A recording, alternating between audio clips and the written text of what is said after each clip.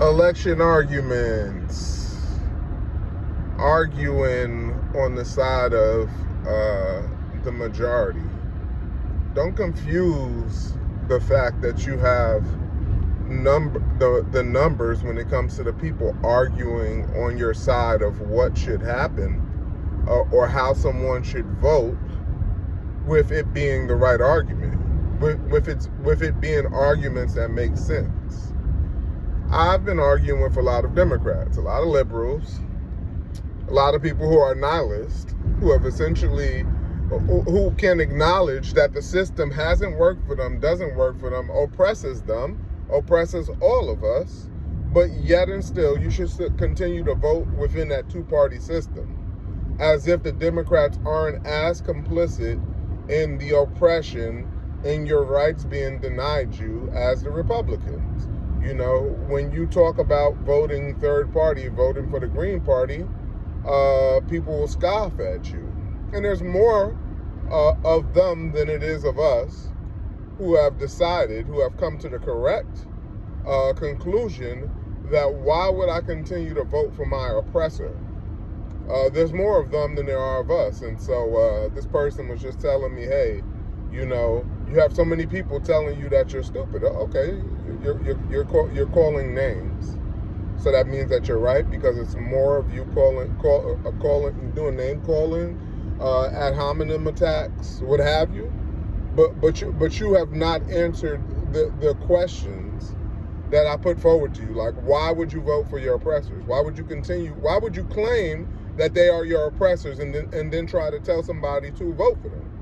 Because the person that, called me stupid, and there's more people telling you you're stupid, and, vote, this is the same person that told me that, this system oppresses you. This is the system. And they're essentially saying, by telling you to vote for either party in that system, they're essentially saying, sign on to that system, validate that system, lend credibility to that system, give them your vote. Give one of the two your vote. That makes sense to you? Does that make sense to you? Somebody says to you, hey, I'm going to kill you. Do you want me to use a gun or a knife? How do you respond to that question? Because essentially liberals' argument is that tell them to use the knife, no, use the gun, right? It won't be as painful, right? It'll be quick and painless if you use the gun. If you use the knife, it'll be brutal. I'll hurt. It'll take longer for me to die. Maybe that's how they would reason, right? But that's essentially their arguments. These are nonsense arguments. There have been people who have been smearing Joe Stein as a Putin puppet, showing pictures of her in Moscow. I just got a bunch of this stuff.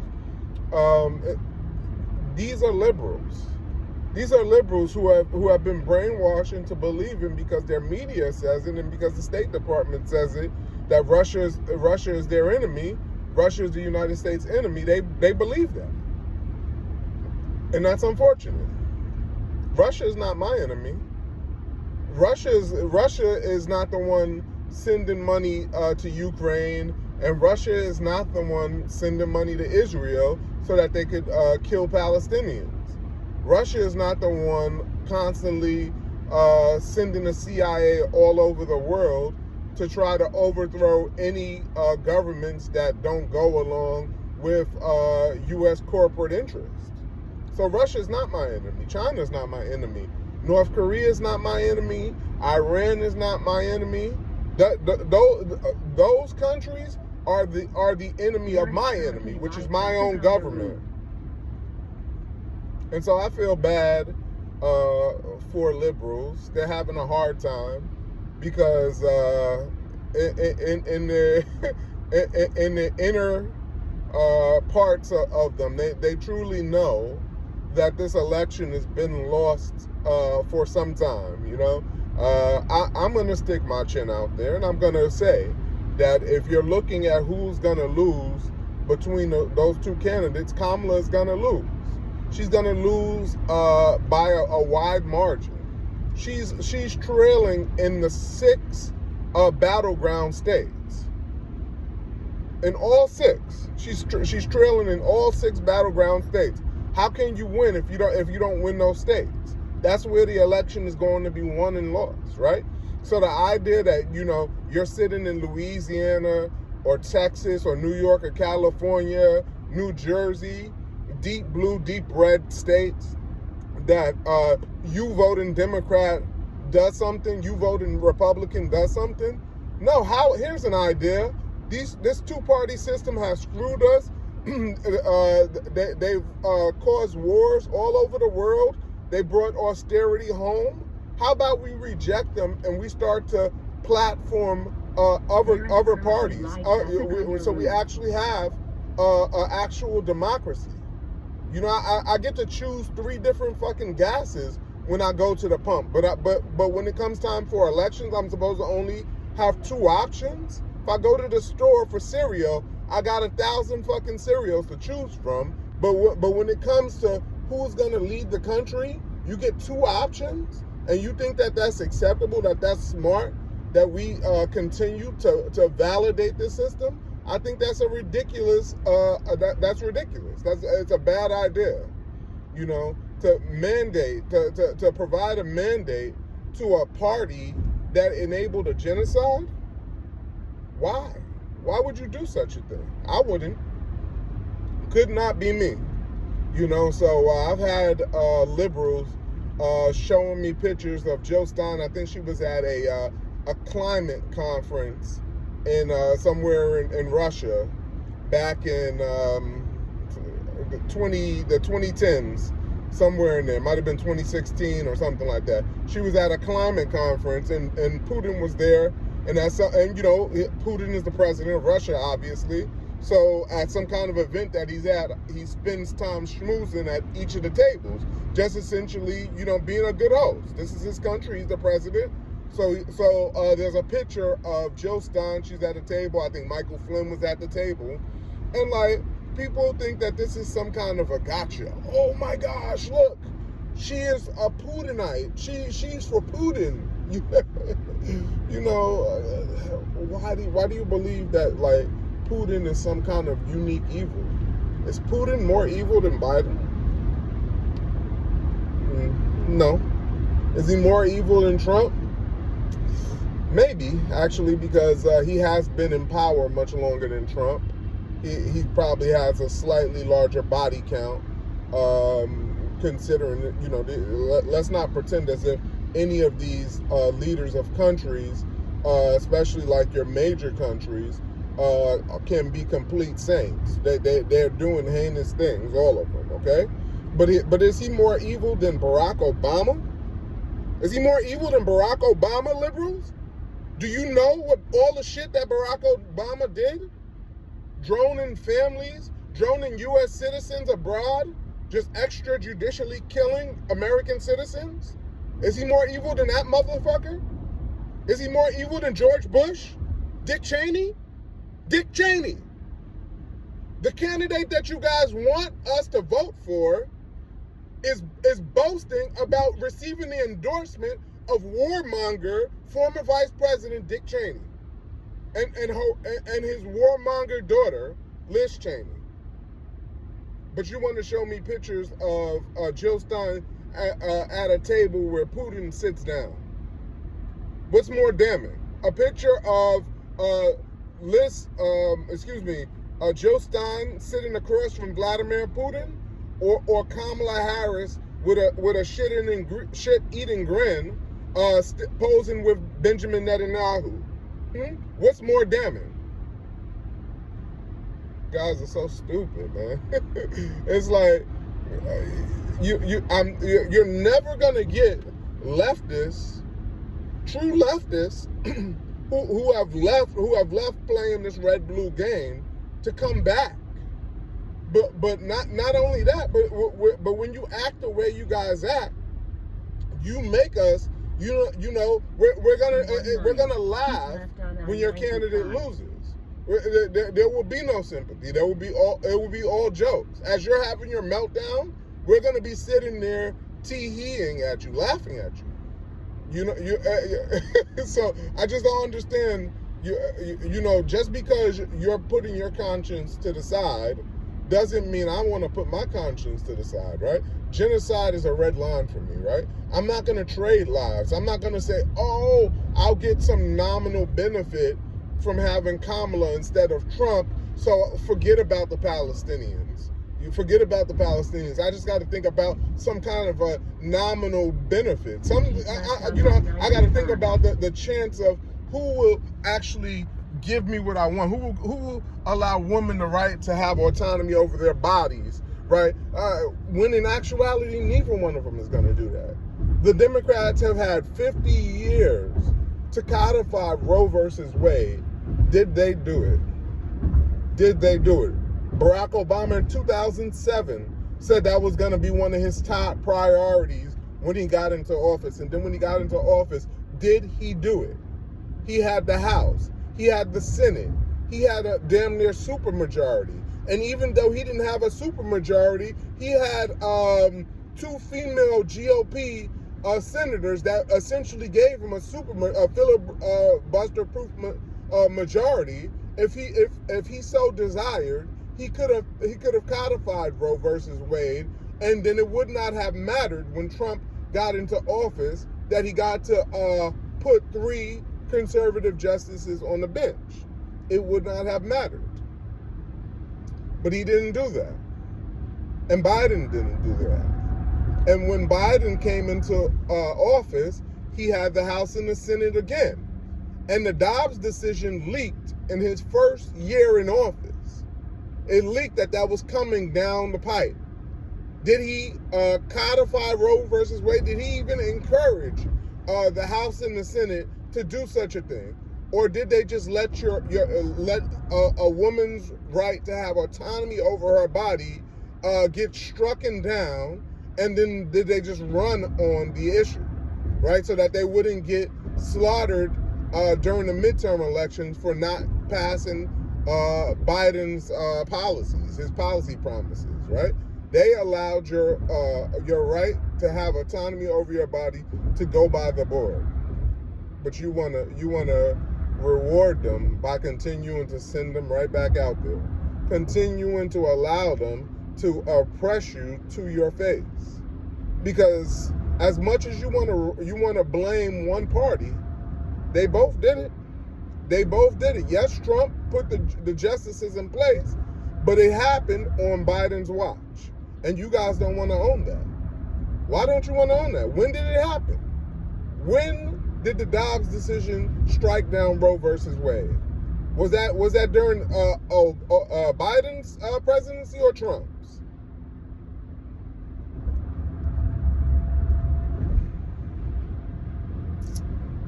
So yeah, don't be mad at leftists who will have nothing to do with either one of those genocidal parties, pro-capitalist parties.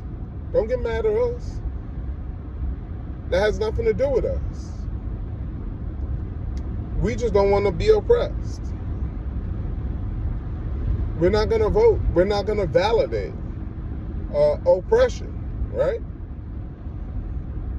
This lady said, she said, "Oh, yeah, you're oppressed, but like if you vote for the blue oppression, the blue oppression comes with less agitation of women, right?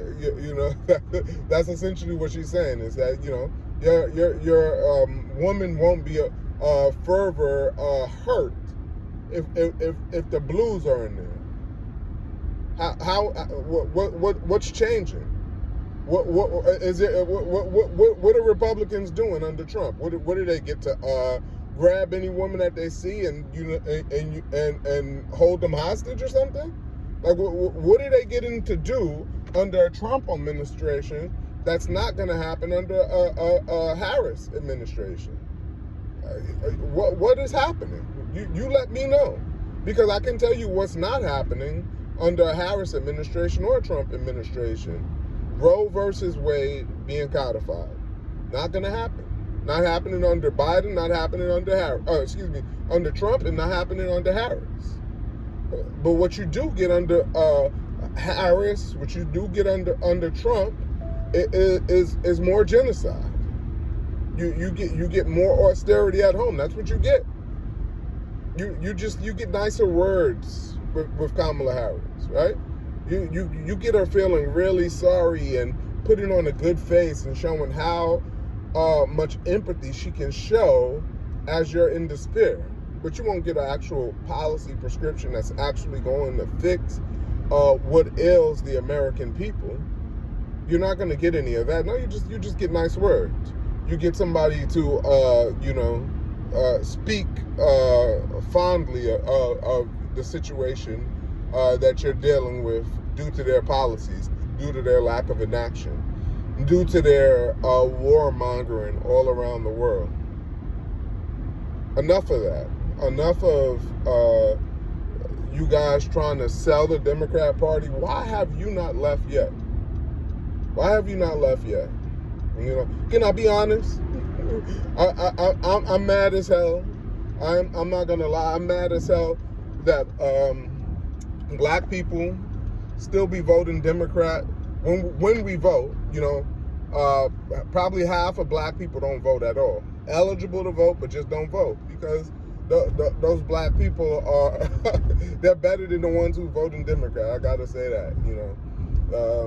But they realize that the system is rigged. The system don't work, and so they don't vote. Like half of black people don't vote, but then the overwhelming majority of black people who do vote for Democrats, and and it makes me mad because it's like, not only do they vote for Democrats, but they have the audacity, as some white liberals, to try to shame you if you don't vote for Democrats. They try to shame you if you. And the crazy thing is, like, I can see if you want to shame somebody for, if you feel as if like, oh, you're voting for Republicans, they're even worse than these worst guys, right? But you have the audacity to shame somebody for saying, let's hope for something better. Let's get out of this terrible system. You got the audacity to shame somebody for that, for doing that, for rejecting the status quo and saying, no, if Democrats gave us a genocide, then we don't need to vote for Democrats ever again. That's essentially the determination that I've made. That's the determination that most people who are of conscience have made. It's like, my goodness. It's like, I thought it was, I thought Trump was bad, right? Can I tell you what my voting record was for the last few elections? In 2016, I voted for Jill Stein. I voted for Jill Stein. Hillary and Trump were just, I didn't think we could do any worse as far as two candidates than Hillary and Trump, right? I heard about Jill Stein. I voted for Jill Stein. Okay. 2020, I'm not going to lie. Media had me convinced. I was lied to. I was convinced. Not to say that they were necessarily all wrong, but I did catch Trump derangement syndrome. I thought that this motherfucker was just the most ridiculous, foolish, clownish dude, and he is a whole lot of that. But I was all sold on the idea that, man, we need to get this dude out of office. He's gonna get us into World War III, right? He's gonna have all kind of heinous deeds going on. Man, you listening to these Mehdi Hassans of the world, right? Man, we got to put the adults back in charge. We got to put the adults back in charge, right? Oh, they have an agenda for the working class, for the poor and working class people. Let's put the adults back in charge, because Trump's going to start World War III. He's going to do all kind of heinous deeds. He's going to make life harder to live. So you vote for Biden, and then you watch what this motherfucker does. And you know what makes it even worse?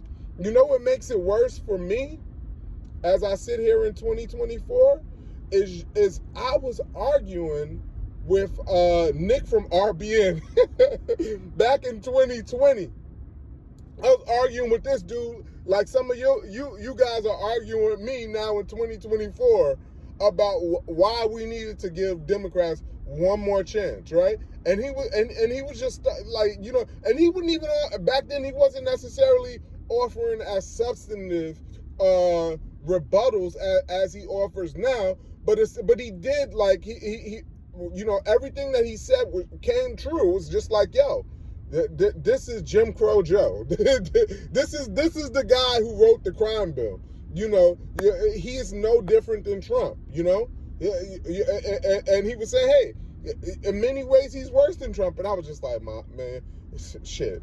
And my mom was like, you can't get worse than Trump. How can you get worse than Trump? How can you get worse than Trump? I was like, nah, that shit is crazy. That shit is crazy. There's no way this guy can be worse than Trump. And so I voted for Biden. And then this dude gets in here, and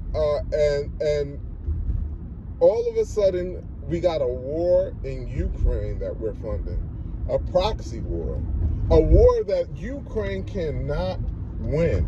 We're just sending them billions upon billions to have whole generations of Ukrainians just get thrown into eternity so that we can degrade Russia's army. These are things that our warmongering senators like Lindsey Graham are saying, right? This is the best money that we're ever spending, right? We're hurting the Russians. You're hurting the Russians. What is Russia, like 14 times? I don't even know how big. 6 times? I don't know what it is, but multiple times bigger than Ukraine. Ukraine has no hope in a fight against Russia, no matter how much money we give them. The math is not mathing. You know, thinking that Ukraine could beat Russia is like thinking that Canada could beat the United States. No disrespect to Canadians, right? But we've spent too much money on our military for too many years. You know, for any person to think that Canada or Mexico, hell, Canada and Mexico, that they would be able to beat the United States if a war broke out. It's not going to happen. We have too much. And at worst comes to worst, we have the nuclear weapons. They don't. How do you think that you're going to defeat Russia with Ukraine? Okay, so that was bad enough, right? Inflation through the roof. They did nothing when the Dobbs decision came down. They did not pass their $15 minimum wage. They did not forgive the student loans like they did. The people who are showing you student loan forgiveness, yeah, but there's lots of programs that were already on the books whereby somebody does service, like if you teach for a number of years or you do something, yeah, your loans get forgiven, right? But under what Biden did, that got struck down, and the way in which he tried to forgive the loans, he was warned not to do it that way to begin with, and because those issues would arise, and then they arose, and then he did some last-ditch effort to try to keep forgiving student loans. But he didn't forgive the amounts that he said that he was going to, or the number of people. Then the number of people that he promised to have student loan forgiveness, they didn't get that student loan forgiveness. So he did a half-assed job on student loan forgiveness. Don't let anybody fool you on that, right? So he's done a mediocre job. Prices through the roof as he's funding this war in Ukraine, right? Inflation everywhere. And then to put the freaking cherry on top of just the worst presidency ever, this man starts to fund a genocide, a whole ass genocide, live streamed for all of us to see. And his administration is just sitting there day after day as Israel commits atrocity after atrocity, lying on behalf of this heinous Israeli occupation force, as their snipers target kids, shooting kids in the head, bombing the World Central Kitchen and other aid groups, killing journalists by the dozens. I think they've killed something like 180 journalists, if I'm not mistaken. You know, per the Lancet, north of 240,000 Palestinians have been killed in just over a year. A live stream genocide. Funded, brought to you by the United States taxpayer, brought to you by our bombs from United States weapons manufacturers. That's what Biden did. Is that not enough to disqualify his vice president, who went on The View and said they would do nothing different than what he has done? Is that not enough to disqualify him and her? I think so. I think that voting for Trump is equally foolish. Don't get me wrong. I think that in many ways his rhetoric it's terrible. It's terrible. But at the end of the day, whether your rhetoric is as terrible as Trump's is, or if it's more apologetic like Kamala Harris is, at the end of the day, if you're continuing to fund a genocide and the country that you're supplying the munitions to is not listening to you, then who cares how sympathetic you sound after they continually ignore what you have to say and do what they want to do. So those two parties are ruled out forever for me. You will never, ever see me voting for a Democrat or a Republican. You will never, ever hear me arguing for a Democrat or a Republican. I've been there, I've done that on both fronts, and I'm done with that, right? I've moved on from that. You're not going to get that. So if you think that name-calling, ad hominem attacks of your fellow citizen is the way for we the people to grab power, best of luck to you. It doesn't sound like you want people like me on your side. It sounds like you want to be approved of the ruling class that has shown that they don't give a damn about you, and that's unfortunate.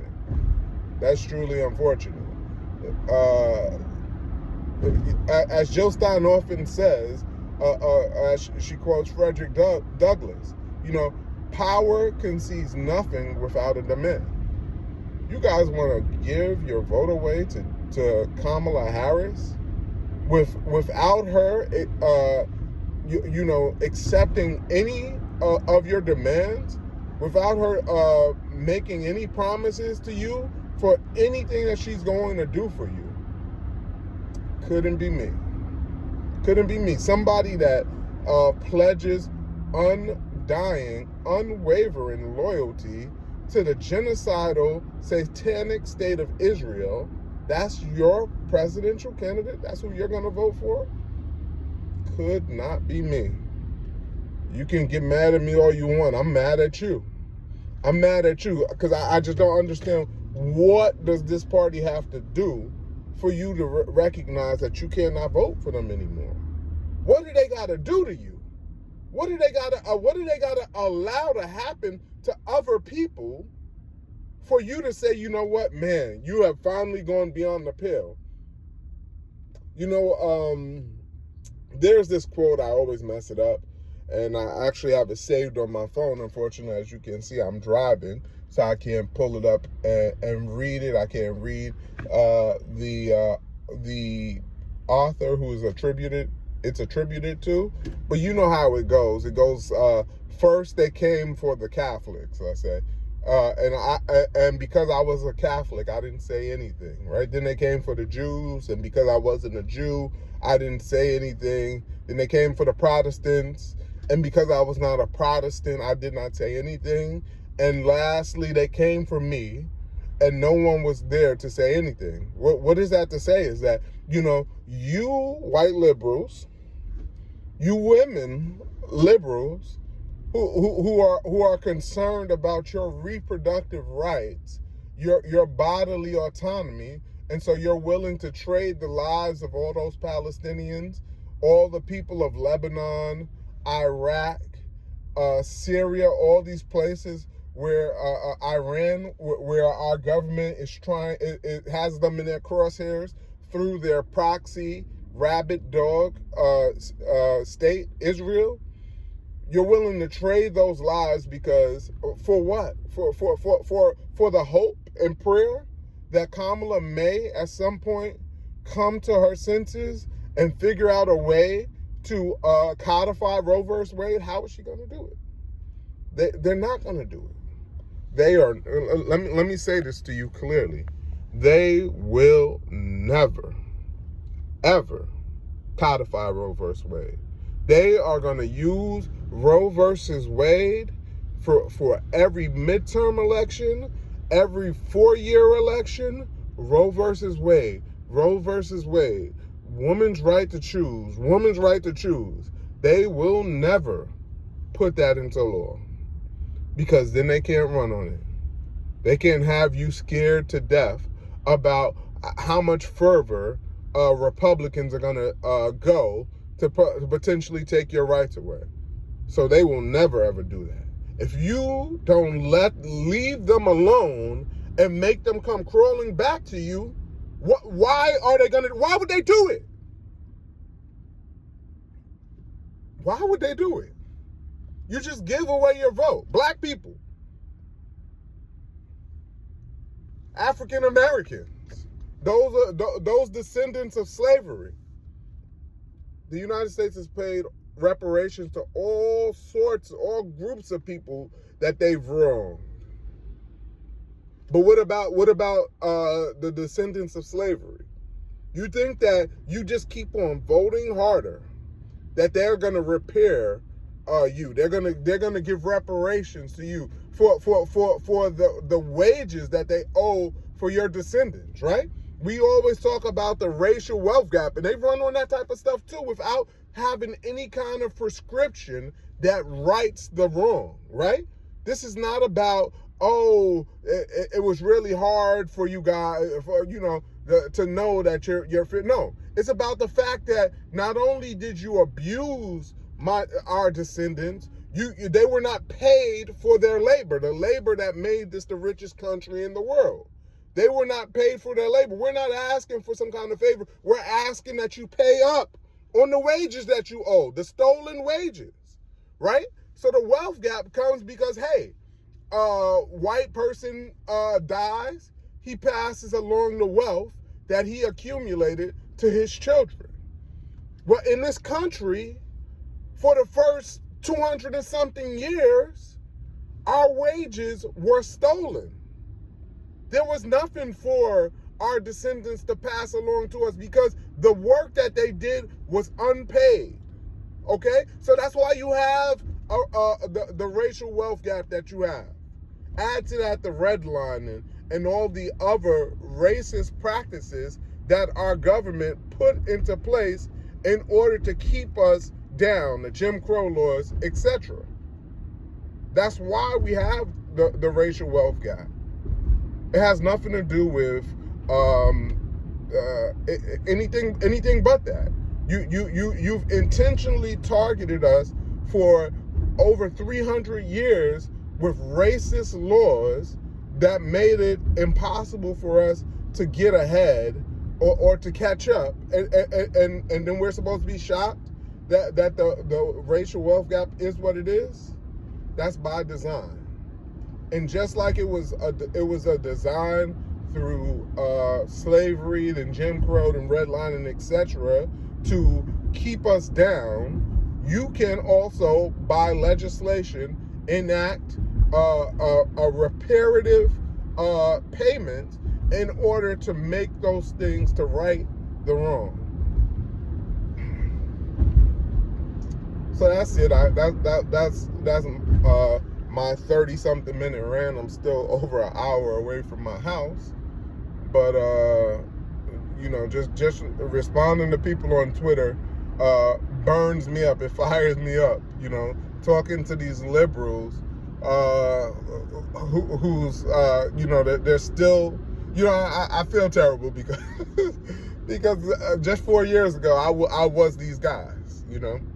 a lot of the friendships that I have on Twitter come from me having been just like-minded as some of these people are. But it's just unfortunate. I mean, at some point, you've got to get off. I was saying this about Democrats and Republicans. Like, if you had a cousin, ladies, if you had a cousin who treated you had a little cousin, she's like, let's say 3 years younger than you, she looked up to you, she listens to you. If you had a cousin and she had a boyfriend and he treated her like Democrats and Republicans treat us, you would have told her to leave his behind a long time ago. You would have told her to leave him. But for some reason, you just keep on holding on to these sorry, no account Democrats and Republicans. Don't do it, people. Don't do it. Let's let go, right? You know what? And I'm hoping that there's some of you out there that are paying attention, that are, maybe you're holding your nose. You think that, just this next election, let me see, But if your person gets in, I'm very doubtful about it. But if Kamala Harris gets in, if you don't, I'm just hopeful that if and when she disappoints, which she's absolutely bound to disappoint you. She said that she would be no different than Biden, other than the fact that she's not Joe Biden. So if she gets in, then she will disappoint. And I hope that when that happens, that you guys will finally be ready to just say, man, I've been abused and misused long enough. I gotta let them go. That's my hope for you guys. I hope that at some point we can all recognize the power that we can have as a collective if we come together.